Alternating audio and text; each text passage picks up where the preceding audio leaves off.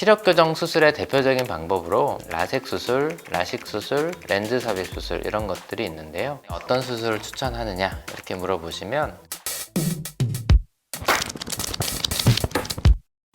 안녕하세요. 센트럴 서울 안과의 김균형 원장입니다.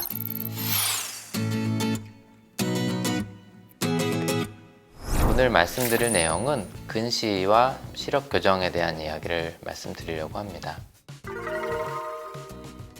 우리가 눈은 카메라처럼 빛이 들어가면 이 뒤쪽 망막에 초점이 정확하게 맺혀져야 좋은 시력을 나오게 되는데, 초점이 대개는 앞에 맺는 상황을 근시라고 합니다. 원인은 여러 가지가 있을 수 있는데, 대부분의 경우는 뒤쪽의 안구 벽이 너무 뒤쪽으로 필요 이상으로 커지게 되면서 초점이 앞에 맺는 상황이 대부분입니다. 고도근시라는 거는 이 근시의 정도가 과한 상태를 말하는데, 대부분은 이 초점을 정확하게 맞춰주기 위해서 필요한 안경의 두께, 이걸 이제 우리가 도수라고 얘기를 하는데, 단위는 디옵터라는 단위를 쓰거든요. 조금씩 근시가 있을 때부터 마이너스 1, 2, 3, 4, 5, 6 이렇게 얘기를 할 수가 있는데, 보통 마이너스 6디옵터 이상의 근시를 고도근시라고 하고, 마이너스 9디옵터 이상을 초고도근시 내지는 퇴행성 근시라고 얘기를 합니다. 이 퇴행성 근시 같은 경우는 여러 가지 퇴행성 질환을 유발할 수 있기 때문에 일반 근시와는 또 다른 그런 어떤 임상적인 그 유의를 요하는 상황입니다. 첫 번째로는 선천적인 원인인데, 그 엄마 아빠 중에 시력이 한 분이 나쁜 경우, 또 두 분 다 나쁜 경우, 또 그 부모님의 안경 두께가 두꺼운 경우에 아이들이 근시 발생이 그만큼 더 높아지게 됩니다. 그리고 두 번째로는 후천적인 원인으로 아이들이 실내 활동을 많이 하면 근시 발생이 많아지게 되는데, 아이들이 성장 과정에서 자연스럽게 노출되어야 될 강한 햇빛들에 대한 노출이 결핍되면서 근시 진행이 많이 생기는 것으로 알려져 있습니다. 그리고 근거리 작업을 과하게 했을 때 근시 발생이 많은데요. 과거에는 독서, 최근에는 스마트폰처럼 근거리 작업을 너무 과한 시간을 하다 보면 그 눈에 조절이 많이 생김으로 인해서 근시 유발을 많이 하는 것으로 알려져 있고, 또 안 좋은 습관으로는 눈을 심하게 비비든 습관 등이 근시 유발을 할 수 있다는 얘기들이 있습니다. 과도한 근거리 작업을 많이 하는 사람의 경우에는, 또 그런 경우에 안경을 안 쓰고 지낸 사람 같은 경우는 가성 근시가 많습니다. 실제 근시보다 시력이 더 떨어지게 나오고 도수가 더 높게 측정되는 경우를 말하는데, 그런 경우는 눈의 근육을 풀어주는 조절마비 안약을 안과에서 넣고 검사를 하면 정확하게 검사를 할 수가 있습니다. 그래서 이런 경우에 정밀 검사를 꼭 한번 해보고 안경을 신중히 맞출 것을 권유를 드리고요. 드물지만 아이들한테 있어서도 시신경이나 망막에 이상이 있는 경우가 가끔 있습니다. 그래서 적어도 처음에 한두 번 그 안경을 맞추고자 할 때는 꼭 눈 건강 이상 유무를 체크하고 안경을 맞추시는 것을 추천드립니다. 그 근시 교정 목적으로 소프트 렌즈와 하드 렌즈를 많이 하게 되는데, 소프트 렌즈의 경우에 과거보다 많이 이제 개선이 됐습니다. 그래도 아직까지는 이런 측면에서 하드 렌즈가 조금 더 유리한 것도 사실입니다. 소프트 렌즈를 오래 끼게 되면 건성환이나 각막염 등의 발생이 가능하기 때문에 불편할 때는 바로 이제 안과에서 눈 건강 여부를 체크해 보시는 것이 좋습니다. 특히 아이들 같은 경우에 그 위생 개념이 약하기 때문에 아이들끼리 돌려 쓰거나 좀 아주 낮은 품질의 렌즈를 끼는 경우, 또 끼고서 자는 경우도 굉장히 많아서 그런 경우에 이제 건강이 위협받는 경우가 많아서 유의를 해야 됩니다. 그 하드 렌즈에 대해서 말씀드리면, 여건이 된다면 소프트보다 하드 렌즈 착용하는 걸 더 권장하는 경우가 많습니다. 이것은 산소 공급과 눈물 순환에서 좀 유리한 측면 때문에 그런데요. 그래서 한 예로 소프트 렌즈를 50대, 60대 나이까지 계속 끼는 경우는 굉장히 드물게 보는데, 하드 렌즈를 끼시는 분들은 70대 할머니, 할아버지들도 많이 끼시는 걸 보게 됩니다. 상대적으로 장기간 안전하게 끼는 데는 하드 렌즈가 좀 더 유리하지 않나 이렇게 많이 보고 있고요. 다만 하드 렌즈는 그 딱딱한 이물감을 좀 적응하고 극복해야 되는 부분이 있어서 나이가 들어서 시작하면 확실히 조금 불리합니다.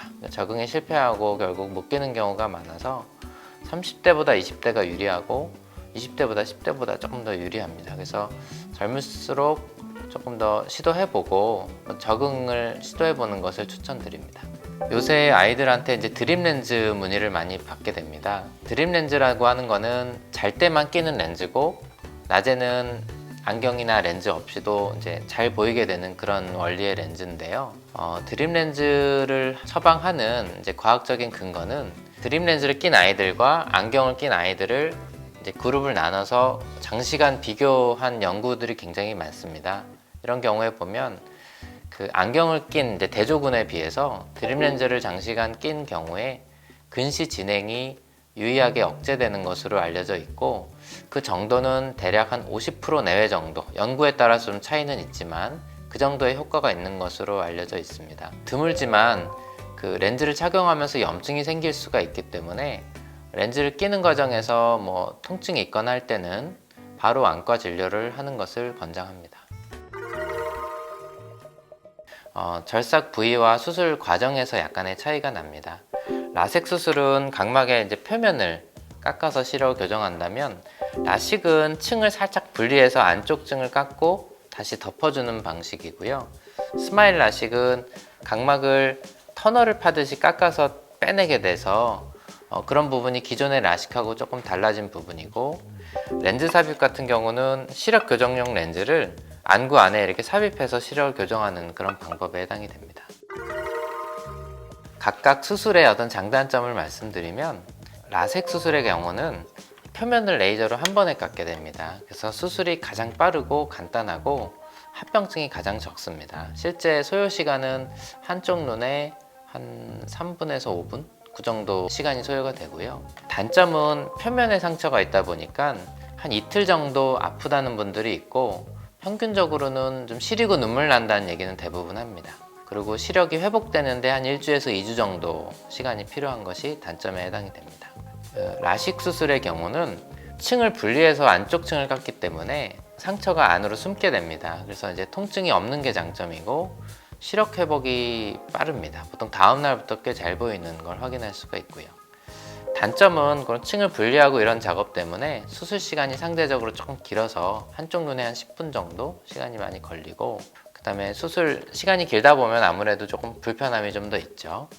그리고 이 분리했다가 다시 덮어준 각막의 절편이 충격에 약하기 때문에 과도한 충격이나 어떤 사고 이런 거에 대해서 좀 주의를 해야 됩니다.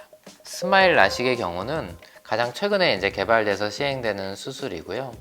본격적으로 보편화된 지는 한 4, 5년 정도 됐다고 보시면 됩니다. 통증이 없고 시력 회복은 그 두 수술의 한 중간 정도에 해당됩니다.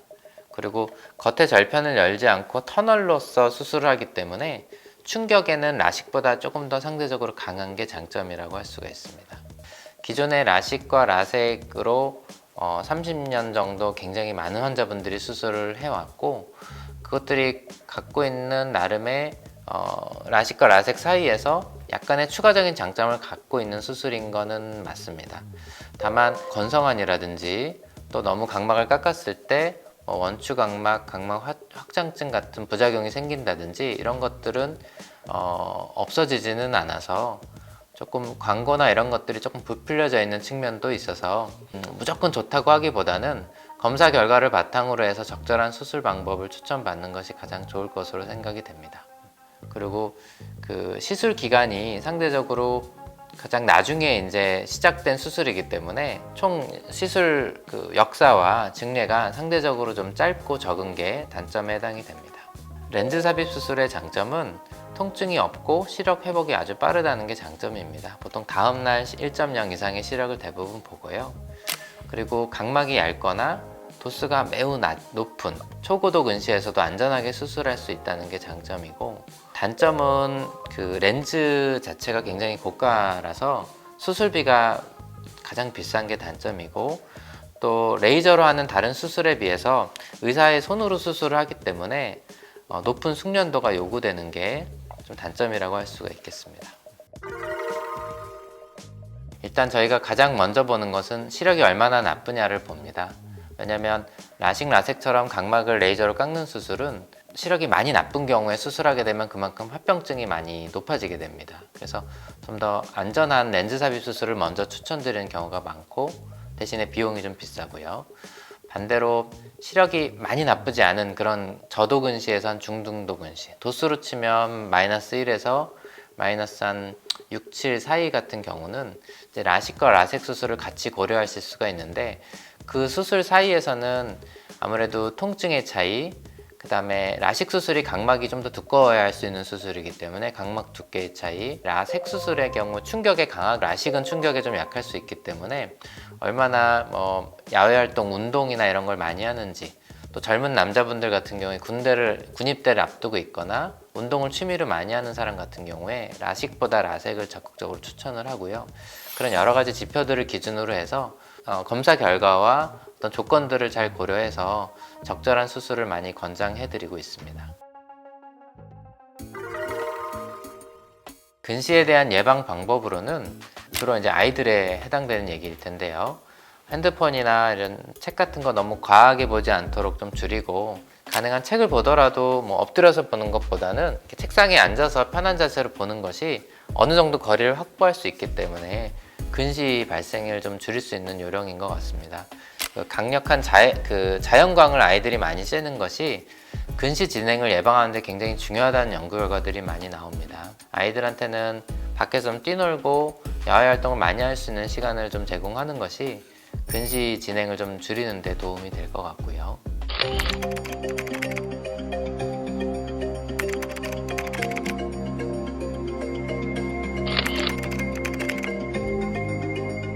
여기에 대해서 많이 이제 오해와 편견이 있는 게, 저희 병원에 근무하는 안과 전문의 선생님들 중에도 한 30% 정도는 수술을 받으셨고, 제 주변에 제가 예전에 근무하던 대학병원이나 어디들 가봐도 안과 의사들도 그렇고 주변의 가족분들, 형제분들도 그렇고 필요하신 분들은 수술들을 다 받습니다. 저도 제 와이프, 누나 다 수술을 해줬고, 그래서 안과 의사들이 수술 안 받는다는 건 잘못된 오해고, 제 경우는 보시다시피 안경이 오목하지 않습니다. 저는 약간 원시가 있어서 벗어도 좀 시력이 잘 보이는 편이고, 그래서 굳이 수술을 안 받고 있습니다. 그래서 오해 없으셨으면 좋겠습니다.